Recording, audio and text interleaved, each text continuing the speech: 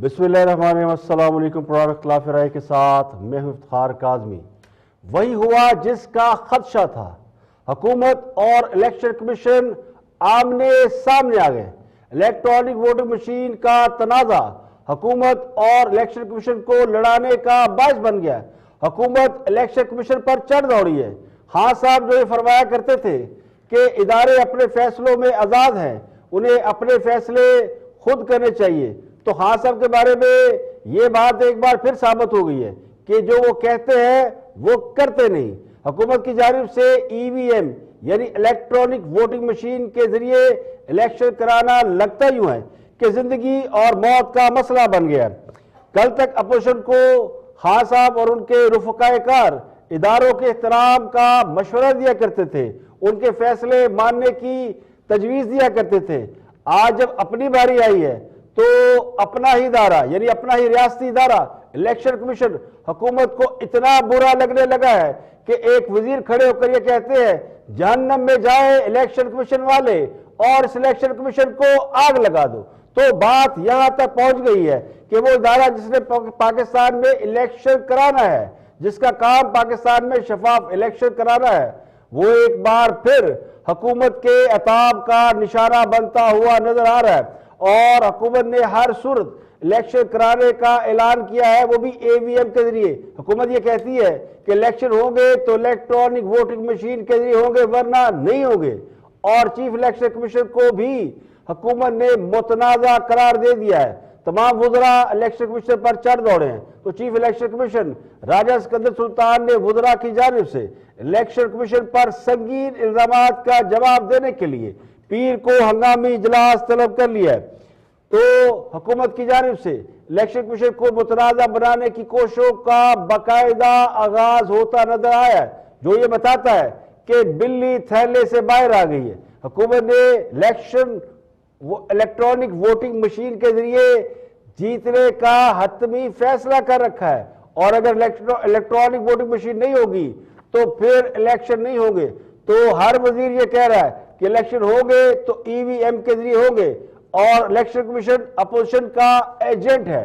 फवाद चौधरी तो अपोजिशन को यानी इलेक्शन कमीशन को नवाज शरीफ से राब्तों में करार दे रहे हैं। वो कहते हैं जनाब ये नवाज शरीफ के साथ राब्ते में है, और इलेक्शन कमीशन कुछ भी चाहे वो इलेक्शन जो है वो इलेक्ट्रॉनिक वोटिंग मशीन के जरिए होंगे। एक नहीं, दो नहीं, तीन नहीं, चार नहीं, कम अज कम 6 वुज़रा ने आज इस पर बयान दिया है कि जनाब वो इलेक्शन होंगे तो फिर इलेक्ट्रॉनिक वोटिंग मशीन के जरिए होंगे, जिसको अपोजिशन भी मुस्तरद कर चुकी है, सेनेट की कायमा कमेटी भी कर चुकी है, और इसको इलेक्शन कमीशन भी एतराजात के साथ रिजेक्ट कर चुका है। तो सेनेट कायमा कमेटी पार्लिमानी अमूर में वफाकी वजीर आजम सवाती ने इलेक्शन कमीशन पर बाकायदा यलगार कर दी और ये इल्जाम आयद किया कि इलेक्शन कमीशन हुकूमत का मजाक उड़ा रहा है, इसने पैसे पकड़े हुए हैं। वफाकी वज़ीर इत्तलात फवाद चौधरी ने कहा कि चीफ इलेक्शन कमीशन अपोजिशन के तर्जमान बन गए हैं। फवाद चौधरी ने बाबर आजम और आजम सवाती के हमरा बाकायदा प्रेस कॉन्फ्रेंस कर डाली और ये कहा कि इलेक्शन कमीशन की अजीब मंतक है, पार्लियामेंट उनकी रहनुमाई नहीं कर सकती कि इलेक्शन कैसे कराना है। यानी सारा इलेक्शन कमीशन नहीं, वो ये कहते सिर्फ चीफ इलेक्शन कमीशन वहाद आदमी है जो अपोजिशन के तर्जमान बन गए, वो नवाज शरीफ से राब्ते में है। इलेक्शन कमीशन इस वक्त अपोजिशन का हेडक्वार्टर बन गया है। हुकूमत के इल्जामात के मुताबिक इलेक्शन कमीशन और अपोजिशन में बाकायदा लाइजोन है। तो फवाद चौधरी ने एक चैलेंज और दे दिया है, वो चैलेंज चीफ इलेक्शन कमीशन को दिया है कि चीफ इलेक्शन कमीशन ने सियासत करनी है तो इस्तीफा देकर आए और इलेक्शन लड़ ले। यानी ये वो काम है जिसके बारे में पिछली हुकूमत या जब कोर्ट के अंदर केस चला करते थे तो बहुत से लोग कहा करते थे उस वक्त के चीफ जस्टिस साकिब निसार के हवाले से कि साकिब निसार साहब ने अगर सियासत करनी है तो इस्तीफा देकर आए, इलेक्शन लड़े। तो आज वही काम मौजूदा हुकूमत कर रही है और ये कह रही है कि चीफ इलेक्शन कमीशन पर उन्हें एतमाद नहीं है। हुकूमत का अपना रियासती इदारा जिसने इलेक्शन कराना होता है, और कल तक ये अपोजिशन को मशवरे दिया करते थे कि जनाब इदारों का एहतराम करें। तो ये बात भी कहीं साबित हो गई है कि जब अपनी मर्जी के फैसले ना आ रहे हों तो फिर कौन सा इदारा और कैसा इदारा, फिर सारे दुश्मन लगते हैं, सारे ही आपको अपोजिशन के एजेंट लगते हैं। تو اپوزیشن کے وہ اداروں کے احترام کا مشورہ دینے والے یہ کہتے ہیں کہ جناب الیکشن کمیشن یہ ای وی ایم پر سیاست کر رہا ہے اور جو اعتراضات لگائے ہیں بڑے احمقانہ ہیں. تو الیکشن کمیشن پر اتنے الزامات حکومت نے لگا دیے کہ وہ بنیادی طور پر الیکشن کمیشن کو ریجیکٹ کر چکے ہیں. اب فواد چودھری کہتے ہیں کہ الیکشن کے طریقہ کار کا جائزہ لیا ہے, انتخابی اصلاحات کا مسودہ پارلیمان میں لے کر گئے, اپوزیشن کو مذاکرات کی دعوت دی. اب یہی وہ طریقہ ہے جس کے ذریعے الیکشن ہو سکتا ہے. اپوزیشن جہاں بھی الیکشن ہارتی ہے تو کہتے ہیں دھاندلی ہوئی. نون لیگ کے رہنما الیکٹرانک ووٹنگ مشین کے استعمال سے متعلق قانونی ترمیم کو اب متنازع بنانے کی کوشش کر رہے ہیں. اس کے علاوہ ایک اور مسئلہ ہے, وہ سمندر بار پاکستانیوں کو انٹرنیٹ ووٹنگ دینے کا حق ہے. اس کے بارے میں بھی آج حکومت نے اعلان کر دیا کہ وہ یہ بل 13 ستمبر کو پارلیمنٹ کے مشترکہ سیشن میں پیش کر رہے ہیں. یعنی اس سے اگلے روز جو اجلاس ہوگا اس میں ہم الیکشن بل ریفر کریں گے. 13 ستمبر کو تو ایک بہت بڑا پارلیمنٹ کا جوائنٹ سیشن ہو رہا ہے اور یہ وہ سیشن ہوگا جس میں اپوزیشن بھی پارلیمنٹ کے اندر احتجاج کرے گی اور میڈیا کے لوگ باہر بیٹھے ہوں گے. اب میڈیا ڈیولپمنٹ اتھارٹی کے حوالے سے جو بل لایا جا رہا ہے اس پر بھی سارا میڈیا پارلیمنٹ کے جوائنٹ سیشن کا بائیکاٹ بھی کر سکتا ہے اور دھرنا دینے کا بھی اعلان کر رہا ہے. تو پہلی بار ایسا ہوا ہے کہ الیکشن کمیشن ارکان نے آج جو ہے وہ سینٹ کی قائمہ کمیٹی کے اجلاس میں بائیکاٹ کیا. لیکن فواد چودھری نے چیف الیکشن کمیشن کے حوالے سے جو کہا, پہلے وہ دیکھتے ہیں کہ انہوں نے کیا کہا. اور میں الیکشن کمیشن کا بھی آپ کو بتا دوں, سارا الیکشن کمیشن بھی نہیں ہے. چیف الیکشن کمشنر صاحب کو زیادہ شوق آیا ہوا ہے کہ وہ ایک اپوزیشن کے ماؤتھ پیس کے طور کے اوپر کام کرنا چاہتے ہیں. الیکشن کمیشن تو ایک ادارہ ہے, اس میں مختلف لوگ ہیں, مختلف اس میں حصے ہیں, اس کی اسٹیبلشمنٹ اپنی ہے, اس کی لوگ اپنے ہیں. لیکن الیکشن کمشنر جو ہیں, چونکہ ان کا تعلق ہوگا, ظاہر ہے کہ وہ ایک قریبی رابطے میں رہے ہیں نواز شریف صاحب وغیرہ سے, ان کی ذاتی ہمدردی بھی ہو سکتی ہے, اس کے اوپر بھی ہمیں کوئی پرابلم نہیں ہے. لیکن الیکشن کمشنر ہوں یا کوئی بھی ادارہ ہو, اس کو پارلیمنٹ کو مان کے چلنا ہوگا. کسی بھی شخصیت کو یہ حق نہیں دیا جا سکتا کہ وہ پارلیمنٹ کو انڈرمائن کریں اور کہیں کہ جی ہم پارلیمنٹ کو نہیں مانتے, ہم اپنا نظام بنائیں گے. آج بھی جو ہوا سینٹ میں جو کارروائی ہوئی, اس میں میں سمجھتا ہوں کہ الیکشن کمیشن کا جو رویہ تھا وہ پارلیمنٹ کی جو پریویلیج ہے, پارلیمنٹ کا جو استحقاق ہے, اس کو ٹھکرانے کے مترادف تھا. اور بدقسمتی سے ہماری اپوزیشن چونکہ ذہنی بونوں پر مشتمل ہے, ایک ان کی جو صلاحیت ہے وہ بڑی اپنے کیسز کے آگے کی سوچنے کی نہیں ہے. انہیں صرف ان کی جو تمام تر ہمارے اپوزیشن کی لیڈرشپ ہے اس کا صرف ایک ہی ہنر آتا ہے, اور وہ یہ ہے کہ مقدموں میں تاریخ کیسے لینی ہے. اس کے علاوہ تو ان کی کوئی اور صلاحیت نہیں ہے. اور وفاقی وزیر شبلی فراز بھی کہاں پیچھے رہنے والے, انہوں نے بھی کہا کہ ہم جو اپوزیشن کمیٹی سے مسترد بل ہے وہ پارلیمنٹ کے مشترکہ اجلاس سے پاس کرائیں گے. اب پتہ نہیں پارلیمنٹ کے مشترکہ اجلاس میں بل پیش کیا جا سکتا ہے یا نہیں کیا جا سکتا, اس کے بعد جو اگلے دن اجلاس ہو رہا ہے اس میں تو پیش کیا جا سکتا ہے. انہوں نے اس اے وی ایم کو یعنی ای وی ایم کو کے حوالے سے چیلنج کیا کہ جو اسے ہیک کر سکے اسے وہ 10 لاکھ روپے دیں گے, لیکن الیکشن اسی سے ہوگا. اس سے پہلے سینٹ کمیٹی کا ایک بڑا زبردست اجلاس ہوا اور اس اجلاس میں اس الیکٹرانک کمیٹی کے اس الیکٹرانک ووٹنگ مشین کے استعمال کو سینٹ کمیٹی نے آؤٹ رائٹ ریجیکٹ کر دیا. قائمہ کمیٹی نے نہ صرف انتخابات میں ای وی ایم کے استعمال کو مسترد کیا بلکہ سمندر بار پاکستانیوں کو انٹرنیٹ کے ذریعے آئی ووٹنگ کا حق دینے سے متعلق ترمیم بھی اس کمیٹی نے مسترد کر دی. کمیٹی نے سینٹ انتخابات اوپن بیلٹ سے کرانے کی ترمیم بھی ریجیکٹ کر دی. تو یہ اجلاس تاج حیدر کی سربراہی میں تاج حیدر نے کہا کہ سینٹ الیکشن اوپن بیلٹ سے نہیں ہو سکتے, اگر اسے اوپن بیلٹ سے کرانا ہے تو آئین میں ترمیم کی جائے. تو کمیٹی نے سیاسی جماعتوں کے سالانہ کنونشنز کرانے اور 60 روز کے اندر خلف نہ اٹھانے پر سیٹ حاصل ہونے کی ترمیم بھی ریجیکٹ کر دی ہے. یہ سینٹ کی پارلیمانی امور کمیٹی کا اجلاس سینیٹر تاج حیدر کی زیر سربراہی میں ہوا تھا. اب اس اجلاس کی بھی ڈیٹیل بڑی دلچسپ ہے. اس اجلاس میں وفاقی وزیر پارلیمانی یہ جو قانون کے وزیر ہیں, مشیر ہیں بلکہ, بابر اعوان, انہوں نے کہا کہ الیکشن کمیشن کا کام شفاف اور غیر جانبدار الیکشن کرانا ہے. 2014 میں سپریم کورٹ نے الیکشن کمیشن کو اوورسیز پاکستانیوں کو ووٹ کا حق دینے کا حکم دیا، تو کوئی ادارہ پارلیمنٹ کے قانون سازی کے حق پر اعتراض نہیں لگا سکتا۔ تو الیکشن کمیشن نے اعتراضات کیسے لگا دیے؟ تو یہ اعتراضات کا لفظ ہے، اس کو حذف کیا جائے، تو چیئرمین کمیٹی نے وہ لفظ حذف کرا دیا۔ اس کے بعد مشیر پارلیمانی امور باور اعوان نے کہا کہ ہمیں بتایا جائے، یعنی حکومت نے آج اجلاس میں یہ سوال اٹھائے کہ الیکشن کمیشن نے کیسے یہ ٹائم کیلکولیٹ کر دیا کہ الیکشن کرانے کے لیے وقت کم ہے۔ باور اعوان صاحب کو یہ بھی نہیں پتا کہ الیکشن کمیشن نے جو اس کو ریجیکٹ کیا اس کی وجہ یہ تھی کہ ای وی ایم تقریباً آپ کو 9 لاکھ ای وی ایم درکار ہے الیکشن کرانے کے لیے، اور اگر آپ ان کی میکنگ میں جائیں تو آپ کو کم از کم 1 سے 1.5 سال لگے گا یہ ای وی ایم مشینیں بنانے کے لیے۔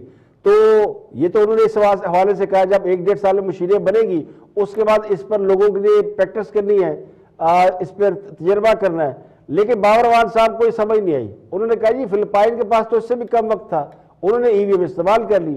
اب فلپائن کی آبادی اور پاکستان کی آبادی کا کوئی میچ نہیں ہے، لیکن چلے باور اعوان اور حکومت کے لوگ تو حکومت کے لوگ ہیں نا، تو انہوں نے کہا کہ الیکشن کمیشن یہ بتائے کہ الیکٹرانک ووٹنگ مشین سے کیسے رازداری نہیں رہے گی، اور کمیشن قومی ذمہ داری ادا کرنے سے مت بھاگے۔ الیکشن کمیشن اگر یہ الیکشن نہیں کرا سکتا تو پھر الیکشن کمیشن ناکام ہے، اس نے اتنے سال پائلٹ پروجیکٹ کیوں روک رکھا؟ الیکشن کمیشن کے خلاف اعتراضات خود ان کے خلاف چارج شیٹ ہے۔ تو باور اعوان نے کہا کہ حکومت الیکشن کمیشن کو بجٹ سے متعلق بھرپور یقین دہانی کراتی ہے، یعنی جتنے پیسے چاہیے وہ لے لو۔ تو بجٹ کے حوالے سے تو حکومت نے کہا کہ پیسے بڑھے، پیسے لے لیں، لیکن اللہ کا واسطہ ہے یہ الیکشن ای وی ایم سے کرائے ورنہ ہم فارغ ہو جائیں گے۔ تو یہ بھی کہا وزیر مملکت علی محمد خان نے کہ یہ 150 ارب کی بات کہاں سے آ گئی، یعنی یہ جو کاسٹ ہے یہ علی محمد خان صاحب کو یہ نہیں معلوم کہ یہ انہوں نے دیے جنہوں نے ای وی ایم مشین بنائی۔ لیکن جو سب سے زیادہ حیران کن ریئیکشن دیا وہ سینیٹر اعظم سواتی کا تھا۔ انہوں نے کہا کہ الیکشن کمیشن نے تو پیسے پکڑے ہوئے ہیں، تو آئین سے الیکشن کمیشن کو نکال دینا چاہیے۔ تو یوں لگا کہ جیسے حکومت ایک بار پھر کنٹینر پر کھڑی ہو گئی ہے۔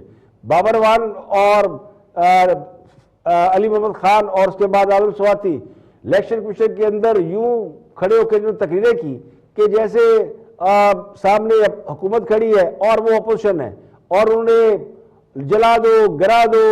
اگر یاد ہو کسی کو یہ شیر رشید صاحب کہا کرتے تھے جب وہ اپوزیشن میں ہوا کرتے تھے، تو کہا کرتے تھے کہ جناب جلا دو گرا دو اور پتہ نظام گرا دو۔ تو اسی طرح کی اب حکومت میں بیٹھی ہوئی شخصیات بھی اگر یہ بات کرے، یہ ویسے آئینی طور پر اس کے اوپر نوٹس ہونا چاہیے، اس کے اوپر کارروائی بھی ہونی چاہیے، کورٹ کو بھی نوٹس لینا چاہیے کہ کیسے ایک وزیر ایک ریاستی ادارے کے بارے میں یہ بیان دے سکتا کہ اسے جلا دیا جائے۔ یہ خود ایک بہت بڑا جرم ہے، یہ آئین کے آرٹیکل 6 کے تحت بھی اس کے اوپر نوٹس لیا جانا چاہیے۔ اعتراضات درست ہے، آپ اس پہ اگر اپوزیشن نے اعتراض کیے، اس پہ الیکشن کمیشن نے اعتراض کیے تو آپ اس پر اعتراض کریں، لیکن اگر اعظم سواتی یہ کہتے ہیں کہ آئین سے الیکشن کمیشن کو نکال دیں اور یہ جو ماضی کے انتخابات میں دھاندلی کرتا رہا، ہو سکتا ہے دھاندلی ہوتی رہے، سب کو اعتراض ہے، لیکن اس کا مطلب یہ نہیں کہ آپ اس کو اس طرح جلا دیں۔ تو اپوزیشن بھی کہہ سکتی ہے کہ نیب کو آگ لگا دیں، تو یہ تو نہیں کہا کسی نے۔ تو اس بات پر یعنی وزراء کا رویہ اتنا ہاسٹائل تھا کہ الیکشن کمیشن کے لوگ بیچارے اٹھ کے اجلاس سے چلے گئے، وہ ڈر گئے، انہوں نے کہا کہ یہ تو وزراء ہمیں پٹائی نہ کر دے جس طرح کی یہ حرکتیں کر رہے ہیں۔ تو مصطفیٰ نواز کھوکھر نے پیپلز پارٹی کے رہنما ہے، انہوں نے یہ کہا کہ حکومت یہ نہ سمجھے کہ وہ قائمہ کمیٹی کو اپنے طریقے سے چلائے گی۔ اعظم سواتی بزرگ ہے لیکن آپ کا رویہ درست نہیں ہے، تو یہ ثابت کرے، بتائے کہ الیکشن کمیشن نے کس سے پیسے پکڑے ہیں۔ تو یہ بڑی گرما گرمی ہوئی اجلاس میں، جس کے بعد تاج حیدر نے حکومت کی انتخابی اصلاحات بل پر ووٹنگ کرانے کا اعلان کیا۔ تو اعظم سواتی صاحب نے کہا کہ ووٹنگ کرانی ہے تو حکومتی ممبر سمینہ ممتاز کو آن لائن لیا جائے۔ اب سمینہ ممتاز وہ ممبر ہے جو اجلاس میں شرکت کے لیے نہیں پہنچی۔ لاہور میں ذرا موسم اچھا تھا، بارش تھی یا پتہ نہیں لاہور میں تھی، یہ کہا تھی، لیکن انہوں نے کہا کہ ان کو آپ آن لائن لے لیں۔ لیکن چیئرمین کمیٹی نے کہا کہ وہ ایسا نہیں کر سکتے، ووٹ صرف وہ ڈالے گا جو موجود ہوگا۔ تو حکومتی ممبران بھی قائمہ کمیٹی سے واک آؤٹ کر گئے، تو نہ حکومت کے لوگ اجلاس میں بیٹھے اور اس سے پہلے الیکشن کمیشن کے لوگ تو واک آؤٹ کر کے جا چکے تھے۔ تو یہ سارا معاملہ اب فلیئر اپ ہو گیا. اور میں نے 2 دن پہلے اپنے پروگرام میں کہا تھا جب یہ ای وی ایم پہ اعتراض اٹھے تھے کہ خاص اب اس پر خاموش نہیں بیٹھیں گے, حکومت اس پر بالکل خاموش نہیں بیٹھے گی, اس پر ریئیکٹ کرے گی اور بیڈلی ریئیکٹ کرے گی, کیونکہ یہ وہ منصوبہ ہے جس سے حکومت نے آئندہ الیکشن کو جیتنے کا خواب دیکھ رکھا ہے. اور اگلے الیکشن میں وہ جو پچھلے الیکشن میں ہوا تھا آر ٹی ایس بیٹھ گیا تھا, تو اب اگلے الیکشن میں ظاہر ہے کوئی نیا چورن بیچیں گے, کوئی نیا فارمولہ لائیں گے, کیونکہ آر ٹی ایس کا توڑ نکالنے والوں نے نکال لیا ہوگا. تو اب آ گئی ای وی ایم مشین, ایک ایسی ڈبہ سی مشین ہے جس کے اوپر آپ انگوٹھے لگائیں اور اس کے اندر کہتے ہیں جی بڑی کوالٹی بڑی سیکریسی ہے. تو اگر آپ نے ای وی ایم مشین سے ہی ووٹنگ آپ نے کرانی تھی تو آپ صرف اپنی وزارت کے تحت ماتحت ادارے سے کیوں بنوا رہے ہیں؟ دنیا بھر میں دے لوگوں کو اوپن مارکیٹ کے اندر منگائے ای وی ایم, آپ کو پتہ چلے کہ ہوتی کیا الیکٹرانک ووٹنگ مشین, کمپیریزن کرائیں, پھر اس کے بعد اس کو ٹیسٹ کے لیے رکھیں. تو جو اصل معاملہ ہے جس پہ اعتراض کیا تھا الیکشن کمیشن نے وہ یہ تھا کہ ایک تو وقت کم ہے, دوسرا لوگ ٹرینڈ نہیں ہے, اور تیسرا یہ کہ یہ ابھی کلیئر نہیں ہے کہ اس کی سیکریسی مینٹین کی جا سکتی ہے یا نہیں. تو حکومت کو چاہیے تھا کہ اس کے اوپر الیکشن کمیشن کو بریفنگ دیتی یا ان کو ڈیمو دیتی, آن لائن ڈیمو دیتی, لیکن اس کی بجائے وزراء نے یہ طے کر لیا کہ جناب الیکشن کمیشن نہیں رہے گا, وہ کہتے ہیں نہ رہے گا باس نہ رہے گی بانسری. تو یہ والا سین ہو گیا, حکومت الیکشن کمیشن پر چڑھ دوڑی ہے. اور یہ منڈے کو اجلاس بلایا چیف الیکشن کمیشن نے, اور چیف الیکشن کمیشن کی جانب سے بھی حکومت کے حوالے سے کوئی نہ کوئی سٹیٹمنٹ یا ان وزراء کے حوالے سے کم از کم جنہوں نے الیکشن کمیشن کے اوپر اٹیک کیا ہے وہ ضرور اس کے اوپر ریئیکشن آئے گا.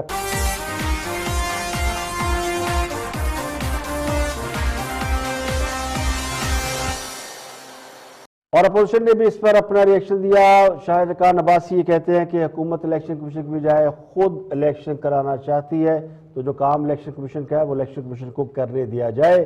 جس طرح حکومت کو پہلے مشورہ دیا گیا تھا کہ اداروں کو ان کا کام کرنے دے, احتساب کرنا ہے تو اس ادارے کو جس کا کام احتساب کرنا ہے اسے کرنے دیا جائے, لیکن پھر وہ سب کو پتا کہ نیب کیا کر رہا ہے. تو شاہد خان عباسی یا اپوزیشن نے کیا کہا وہ بھی دیکھ لیں. رکھ کر گیا ہے جس کا اس کو صلہ یہ ملا کہ ایک وفاقی وزیر نے کمیٹی کے اندر ان کو کہا کہ تم چور ہو اور تم پیسے کھاتے ہو.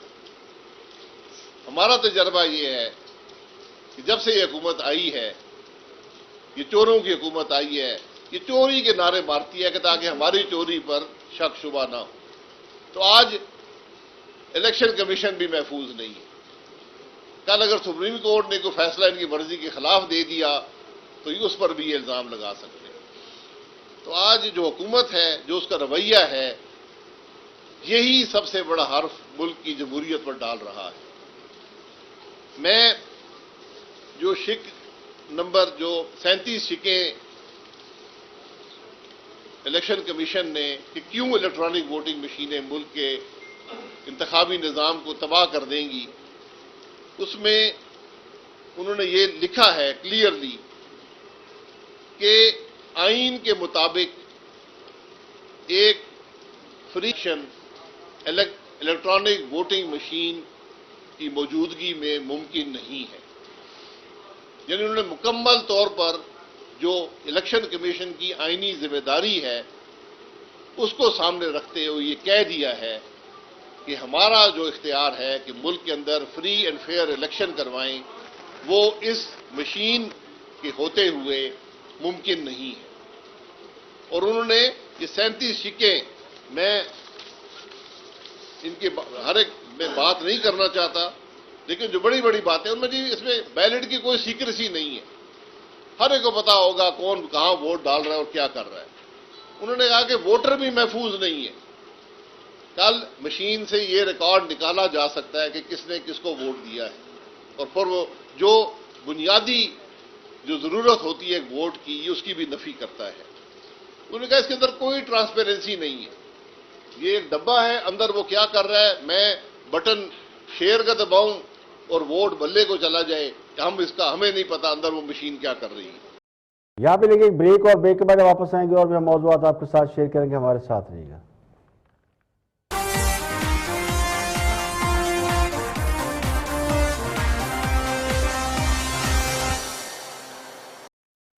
Welcome back. آپ دیکھ رہے ہیں پروگرام اختلاف رائے اور میں افتخار کاظمی. ایک اور بڑی اہم خبر ہے. وہ خبر یہ کہ پی ڈی ایم نے وائٹ پیپر لانے کا اعلان کر دیا حکومت کے خلاف. حکومت کی کارکردگی پر سب سے پہلے اپوزیشن وائٹ پیپر جاری کرے گی اور اس وائٹ پیپر میں حکومت کی 3 سالہ کارکردگی، ان کی ناکامیوں کے بارے میں بتایا جائے گا. پی ڈی ایم کے ترجمان حافظ حمداللہ نے آج پریس کانفرنس کی اور انہوں نے بتایا کہ پی ڈی ایم کا اسلام آباد میں اجلاس ہو رہا ہے. اس اجلاس سے پہلے ایک مجلس عاملہ کا اجلاس ہوا. اس اجلاس میں جو اہم فیصلے کیے گئے اس میں پی ڈی ایم کی تحریک کو آگے بڑھانے کے لیے کچھ معاملات پہ غور کیا گیا اور یہ طے ہوا کہ 26 ستمبر کو اسلام آباد میں پی ڈی ایم ایک بہت بڑا کنونشن کرے گی. اس کنونشن میں پی ڈی ایم کی قیادت وکلاء، صحافیوں اور مزدوروں کو بلایا جائے گا. اور یہ بھی کہا گیا کہ پی ڈی ایم نے 13 ستمبر کو پارلیمنٹ کے مشترکہ اجلاس کے بائیکاٹ کا فیصلہ کیا ہے. پارلیمنٹ کے مشترکہ اجلاس سے 13 ستمبر کو صدر مملکت عارف علوی خطاب کر رہے ہیں، لیکن پی ڈی ایم میں شامل جماعتیں جن میں مسلم لیگ نون، GUIF وغیرہ شامل ہیں، اب اس میں پیپل پارٹی شامل نہیں ہے. پیپل پارٹی پروٹیسٹ کرے گی یا نہیں کرے گی اس کے بارے میں علم نہیں ہے، فی الحال خبر نہیں ہے. ہو سکتا ہے اس کو فیصلہ سامنے آ جائے. لیکن حافظ حمداللہ کے مطابق پی ڈی ایم نے پارلیمنٹ کے مشترکہ اجلاس کا بائیکاٹ کرنے کا فیصلہ کیا ہے اور پی ڈی ایم کے لوگ میڈیا کے ساتھ باہر دھرنے میں بیٹھیں گے. میڈیا کے لوگ میڈیا ڈیولپمنٹ اتھارٹی کے نام سے جو کالا قانون ایک بل لایا جا رہا ہے جس کا مقصد میڈیا کی کا گلا دبانا، اس کی آواز دبانا اور اس ملک میں آزادی اظہار کا گلا گھونٹنا ہے، اس کے خلاف تمام صحافتی تنظیمیں، صحافتی رہنما احتجاج کر رہے ہیں. اور 13 سپٹمبر کو پارلیمنٹ کے جوائنٹ سیشن کے باہر تمام صحافی دھرنا دیں گے اور میڈیا سے متعلق ریلیٹڈ لوگ، تنظیمیں سب اور سول سوسائٹی کے لوگ، ان میں اب پولیٹیکل جماعتیں بھی شامل ہو گئی ہیں. اور پی ڈی ایم نے ڈیسائیڈ کیا کہ وہ اجلاس میں شرکت کی بجائے باہر بیٹھے گی. اور پیپل پارٹی کی طرف سے بھی جو ذرائع ہیں مجھے بتاتے ہیں کہ پیپل پارٹی بھی صحافیوں کے ساتھ میڈیا ڈیولپمنٹ اتھارٹی بل کے اوپر اظہار یکسوئی کے لیے باہر بیٹھے گی. تو پی ڈی ایم کا اجلاس اسلام آباد میں جاری ہے جس سے نواز شریف آن لائن خطاب کر رہے ہیں اور دوسرے کچھ لوگ جن میں مریم نواز وہ بھی آن لائن ہے جبکہ باقی رہنما موجود ہیں. مسلم لیگ کے رہنما جویل لطیف نے آج ایک بار پھر یہ دعویٰ کیا کہ نواز شریف جو ہے اگلے 2-3 ماہ میں پاکستان آ رہے ہیں. تو ذرائع کہتے ہیں کہ اس حوالے سے پی ڈی ایم کے اجلاس میں یہ جزیات طے کی جا رہی ہے، شیڈول طے کیا جا رہا ہے کہ کس طرح پی ڈی ایم اپنی ایجیٹیشن کو لے کے آگے بڑھے گی اور اس کا پی کا ٹائم کیا ہوگا. اس ٹائم پہ نواز شریف کی وطن واپسی کے حوالے سے شیڈول طے کیا جائے گا. تو روڈ سائڈ کارواں جو ہے یعنی وہ نکالے جا رہے ہیں، اس کے لیے سپٹمبر کے آخر میں ڈیٹ دی جائے گی یا اگلے مہینے کے آخر میں. تو نومبر اکتوبر 2 مہینے ایسے جس میں اپوزیشن اپنی تحریک بھرپور طریقے سے چلائے گی. پی ڈی ایم اس کی تیاری کر رہی ہے اور یہ طے کیا گیا کہ اگلے چند دنوں میں وائٹ پیپر لا کر حکومت کی جو تمام پرفارمنس ہے، پچھلے دنوں 2-4 روز پہلے 40 صفحات کا ایک وہ ذہیم سا کتابچہ چھپا عثمان بزار کی کارکردگی کے حوالے سے، پنجاب حکومت کی پرفارمنس کے حوالے سے، اس کا بھی جواب دیا جائے گا. تو پی ڈی ایم تیاری کر رہی ہے جی اپنے اگلے رد عمل کو دینے کے لیے.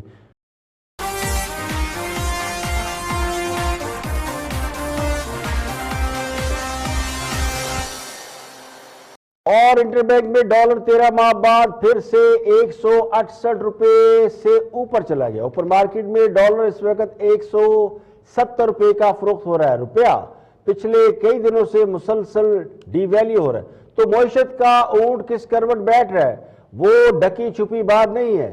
جبکہ عالمی مالیاتی اداروں کے دباؤ پر بجلی مزید مہنگی کرنے کی تیاری کر لی گئی ہے. سماہی ایڈجسٹمنٹ کی آڑ میں حکومت بجلی کا نیا بم گرانے کی تیاری کر رہی ہے. National electric power regulatory authority NEPRA نے بجلی کی قیمت میں 1 روپیہ 30 پیسے فی یونٹ اضافے کی منظوری دے دی ہے. نیپرا نے جولائی کے ماہانہ فیول ایڈجسٹمنٹ چارجز کی مد میں بجلی قیمت میں 1 روپیہ 38 پیسے یونٹ اضافے کی جو منظوری دی ہے اس کا اطلاق موجودہ مہینے کے بلوں پر ہوگا، یعنی ستمبر کے مہینوں پر ہوگا. تو اس مہینے جو بل آئیں گے وہ پچھلے یعنی پہلے سے زیادہ اماؤنٹ کے ہوں گے، ان میں یہ 1 روپیہ 38 پیسے اضافہ لگ کر آئے گا. نیپرا نے اس کا نوٹیفیکیشن بھی جاری کر دیا ہے جس کے مطابق سی پی پی اے جی نے 1 روپیہ 47 پیسے فی یونٹ کی درخواست کی تھی، لیکن اس کے مقابلے میں 1 روپیہ 38 پیسے फी यूनिट कीमत बढ़ाने का फैसला किया गया है। नेपरा के मुताबिक ये 2021 को यानी 1 सितंबर 2021 को इसकी समाप्त हुई थी और उसकी रोशनी में इसकी कीमत बढ़ाने का फैसला किया गया है। यानी कोई बहाना बंदा हो ही लालंदा है। IMF की जानिब से और दीगर इदारों की जानिब से पाकिस्तान पर जो दबाव डाला जा रहा था उसके अकॉर्डिंगली महंगाई का नया तूफान आ रहा है और हुकूमत ने सस्ती चीनी छोड़कर यानी मुकामी सस्ती चीनी छोड़कर अब महंगी तरीन चीनी बाहर से मंगाई जा रही है। चीनी का जब भी जिक्र करें तो जहांगीर तरीन याद आ जाते हैं जिनके बारे में खान साहब ने कहा था कि चीनी माफिया को नहीं छोड़ूंगा। तो खान साहब ने चीनी माफिया को पता नहीं छोड़ा कि नहीं छोड़ा, लेकिन एक और चीज छोड़ दी है, वो है अवाम पर महंगी चीनी छोड़ी जा रही है। और हुकूमत ने जो चीनी के सौदे किए हैं वो $637.10 फी टन की कम से कम बोली जो है वो लगाई है, जिसके मुताबिक दरामदी चीनी पोर्ट पर हमें $108.85 फी किलो में पड़ेगी।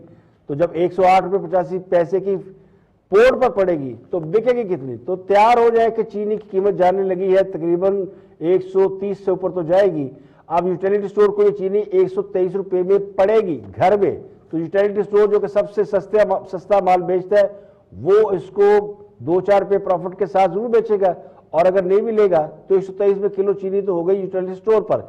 इसके अलावा पब्लिकली यानी प्राइवेट जो आम दुकानदार है, आम सारफ है, तो उनके लिए चीनी की कीमत में कई गुना इजाफा हो सकता है और चीनी हो सकता है कि 150 रुपए किलो तक पहुंच जाए।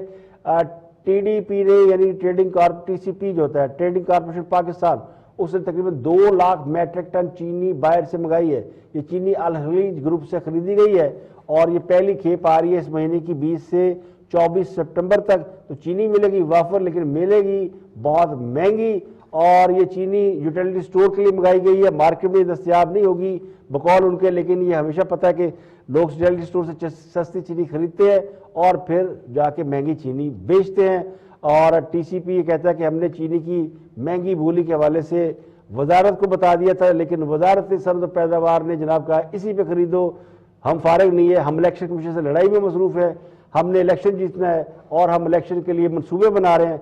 आपको चीनी की पड़ी है, तो चीनी की जो बोली है जो दूसरी बोली थी वो $647 थी। तो ये जो अभी है इसकी गुज़श्ता अभी जो कीमत होगी वो 123 रुपये तकरीबन यूटिलिटी स्टोर को पड़ेगी। और पीछे जो हमने मंगाई थी बाहर से चीनी इंपोर्ट की थी वो 1 लाख टन चीनी मंगाई थी, उसकी जो लैंडेड कास्ट थी वो 89 रुपये 26 पैसे थी। तो उसमें भी ये इजाफा हो चुका है, यानी अगर 89 को ज़रब तकसीम करें तो तकरीबन 34 रुपये तो यही बनते हैं। लेकिन जो मुकामी सस्ती चीनी है वो इससे कहीं सस्ती है। तो मुकामी चीनी 84.50 यानी 450 रुपये फी किलो पड़ती है बकौल उनके। हमारा तो ख्याल इससे भी कम पड़ती है, लेकिन चले हुकूमत की कॉस्ट के मुताबिक ये 84.5 पड़ती है। लेकिन दरामदी चीनी 123 से पड़ेगी, तो 38 रुपये का फर्क आ रहा है। तो 38 रुपये महंगी चीनी बाहर से मंगा के अवाम को दे दी जाएगी और फिर लोग की चीखा मारेंगे कि जनाब चीनी महंगी है। तो असल तो काम लोगों की चीखें निकलवाना ही है। रियाया फरियाद नहीं करेगी, हुक्मरान की तरफ नहीं देखेगी, तो हुक्मरान को कौन पूछेगा। आटा 35 से बुलंद होकर 123 रुपये किलो चला जाएगा, घी ऑलरेडी 145 से 355 रुपये पे चला गया है, और चीनी जो है वो आपकी जा रही है 123 पे। आटा शायद मैंने गलत बोला है, आटा 35 से 80 है। चीनी जो है वो 52 से शुरू हुई है और अब 123 पे जाके रुकेगी। इसके अलावा दालें जो है अब वो 160 से 380 रुपये किलो हो चुकी है। पेट्रोल आपको 65 से 120 रुपये मिल रहा है। बिजली, गैस, सोना, सीमेंट, लोहा, ईंटें, हर चीज़ महंगी है। ये है खान साहब की 3 साल कारकर्दगी, और फिर भी कहते हैं घबराना नहीं। यहाँ पे लेके एक ब्रेक, और ब्रेक के बाद वापस आएंगे और भी हम मौजूद आपके साथ शेयर करेंगे। हमारे साथ रहिएगा।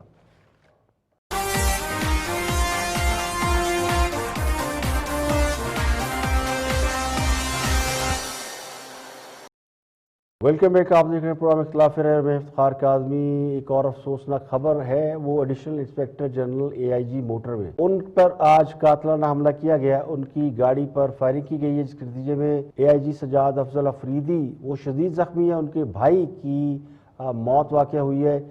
ये वाक़या फतेह जंग इंटरचेंज पर पेश आया। तो additional IG motorway Sajjad Afzal अपने भाई के हमरा जा रहे थे, तो फतेह जंग इंटरचेंज पर جو ہے وہ گھات لگائے ملزمان نے، یعنی باقاعدہ ٹارگٹ کر کے ان کے اوپر اٹیک کیا گیا ہے۔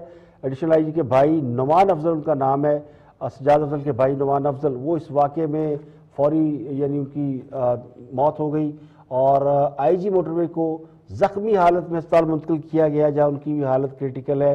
تو ابھی اس واقعے کی تحقیقات کی جا رہی ہے کہ کیا یہ واقعہ دہشت گردی کا واقعہ ہے۔ یہ خاصا یعنی ایک المناک واقعہ ہے، اور یہ اس حوالے سے بھی ہے کہ خود پولیس افسران جو کی خاصی اچھی سیکیورٹی ہوتی ہے، اور موٹر وے جو سیف پیسج ہے پاکستان کا، جس کے اوپر موٹر وے پولیس بہت ایکٹیو ہے، اور یہ بند ہے دونوں طرف سے، یہاں پر اس طرح کی ایکٹیویٹی ہو جانا، فائرنگ ہو جانا موٹر وے کے اوپر اس طرح کا واقعہ بہت کم پیش آتا ہے، اور ایک سینئر پولیس افسر کے اوپر اٹیک ہو جانا یہ خاصا الارمنگ ہے کہ کہیں یہ اس کا تسلسل نہیں، کیونکہ جیسے ہمارے ملک میں، ہمارے پڑوسی ملک میں افغانستان میں بہت سی چینجز ہیں، تو وہاں کا ایک ریئیکشن جو ہے وہ پاکستان کے اندر پچھلے کچھ دنوں میں دیکھنے میں آ رہا ہے۔ بہت سی ایسی قوتیں ہیں جو کہ پاکستان کے اندر دوبارہ سے لا اینڈ آرڈر کو خراب کرنا چاہتی ہیں، تو ایک ہائی پروفائل پرسنالٹی کے اوپر اٹیک کو دونوں اینگل سے دیکھا جا رہا ہے کہ کیا یہ ٹیررزم کا واقعہ ہے یا کوئی ذاتی دشمنی یا اس کے پیچھے کوئی اور معاملہ تو نہیں۔ بہرحال یہ ایک ایسا واقعہ ہے جس کے اوپر غور کرنے کی ضرورت ہے، الرٹ رہنے کی ضرورت ہے۔ اور آخر میں ایک اور خبر آپ کے ساتھ شیئر کرتے ہیں، وہ خبر انٹرنیشنلی بہت امپورٹنٹ ہے اور خطے کے حوالے سے بھی امپورٹنٹ ہے۔ افغانستان کو لے کر یہ بات ہو رہی ہے۔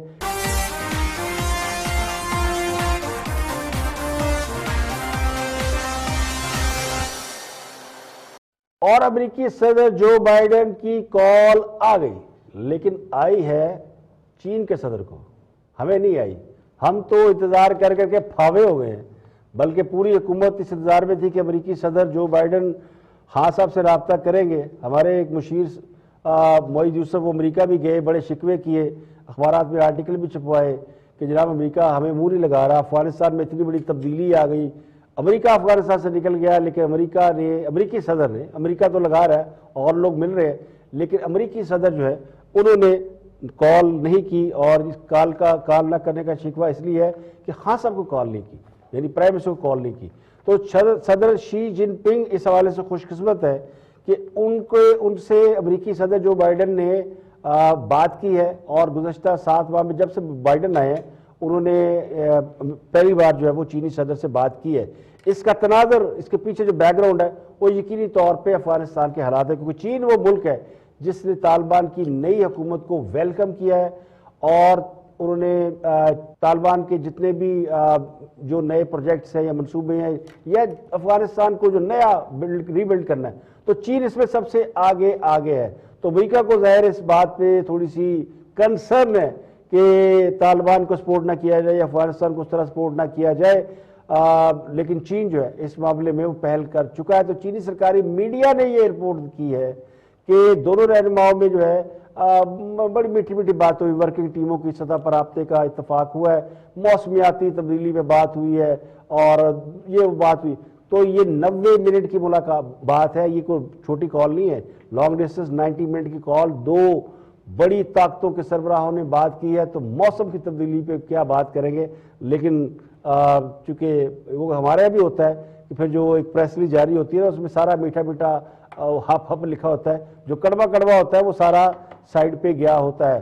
تو وائٹ ہاؤس نے بھی کہا جی کہ ہم نے چونکہ امریکی تھوڑی سی بیچ میں بات کر لیتے ہیں، تو انہوں نے کہا جی ہم نے اسٹریٹجک معاملات پر گفتگو کی ہے، اور ہم نے چین اور امریکہ کے درمیان جو مسابقت کا نظام ہے اسے بہتر بنانے کی کوششوں کے لیے یہ بات کی ہے۔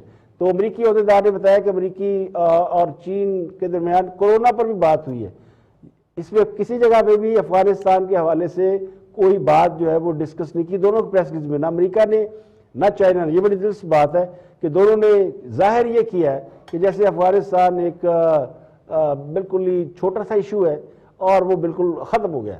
تو چین کی طرف سے جو پریس ریلیز ہے اور جو امریکی صدر کی طرف سے پریس ریلیز ہے، وہ کہتے ہیں وہ بات جس کا وہ پورے فسانے میں ذکر ہی نہیں ہے، جو اصل بات تھی وہ پورے فسانے میں غائب ہے۔ اصل جو ہے وہ پیٹ میں تکلیف ہے، افغانستان کے اندر جو کچھ ڈیولپمنٹ ہونے جا رہی ہے وہ چین کر رہا ہے، اور امریکہ کو پڑھتو پڑے ہوئے ہیں، امریکہ کو مصیبت پڑی ہوئی ہے۔ تو 90 منٹ یہ سمجھانے میں لگ گئے کہ جناب آپ نے ان کو پیسہ ٹکا نہیں دینا، یہ بھوکے مریں گے اور یہ دوبارہ سے وہ حرکتیں کریں گے، اور پھر جو ہے وہ ہم ان کے اوپر دوبارہ پابندیاں لگائیں گے, کوشچن مارک اٹھائیں گے اور اپنی مرضی کے ان سے کام کرائیں گے. لیکن چائنا بھی چائنا ہے, چائنا بڑا سیانا ہے, تو چائنا کو یہ موقع تو اچھا مل گیا کہ چائنا نے جیسے ہی افغانستان کے اوپر ہاتھ رکھا ہے تو بائیڈن کی ٹھک سے کال آ گئی. تو خاص آپ کو سوچنا چاہیے تھا کہ یہ ہے کال کرانے کا صحیح طریقہ. ہاتھ رکھا نا تو کال آئی ہے, ویسے رکھا تو لوگ کہتے ہیں ہم نے بھی رکھا ہے, انڈیا بھی کہہ رہا جی ہم نے رکھا ہے. اتنی پاکستان کی اہمیت تو ہے کہ بڑے بڑے ملکوں کو جو خفیہ ایجنسیوں کے سربراہان ہیں وہ پاکستان سے لائزون میں ہے. پچھلے دنوں انڈیا میں CIA کے چیف اور برطانیہ کے چیف, MI6 کے چیف جو ہے وہ انڈیا سے ہو کر آئے اور پاکستانی حکام کو ملے. تو پاکستان کا اس خطے میں ایک بہت بڑا رول تو ہے, لیکن بات وہی ہے کہ اندر سے آپ اعتراف کرتے ہیں, اوپر سے آپ دنیا کو یہ بتانے کی کوشش نہیں کر رہے کہ ہاں حقیقت کیا ہے. اسی طرح چین اور امریکہ کے صدور نے اس پوری پریس ریلیز میں افغانستان کو زیرو رکھا ہے, جبکہ اصل معاملہ افغانستان ہی ہے اور خطے میں جو پاکستان کا جو کردار ہے پاکستان کے حوالے سے. اور امریکہ یہ کوشش کر رہا ہے کہ انڈیا کو اس کے اندر تھوڑا سا ان کیا جائے, جو کہ چائنا کو گوارا نہیں ہے. تو یعنی سفارش کی گئی کہ تھوڑا سا ہاتھ ہولا رکھو, تو پھر ہم آپ کے ساتھ جو ہے دنیا میں ٹریڈ کا معاملہ جو ہے, جو امریکہ اور چائنا کے درمیان ایک بڑی جنگ ہے جس میں یہ کہا جا رہا ہے کہ چائنا جو ہے وہ super power coming economic power ہے, بلکہ موجودہ اکنامک پاور ہے, اور امریکہ سپر پاور ہے. تو یہ دونوں بڑی پاور اب ایک دوسرے سے مل کر چلنے کی کوشش کر رہی ہیں, یہ تاثر دے رہی ہیں. یہ ہے اچھی بات, کیونکہ بائیڈن کے حوالے سے لگتا تو یہ ہے کہ جو بائیڈن ٹرمپ سے اور اپنے پیش رو سے کافی مختلف ہے, جنگ و جدل نہیں چاہتے. تو اگر وہ معیشت کی بات کرتے ہیں, اکانومی پہ اگر بڑھنا چاہتے ہیں تو دنیا ان کو ویلکم ضرور کہے گی, اور یہی کرنا چاہیے. جنگ و جدل میں کیا رکھا ہے.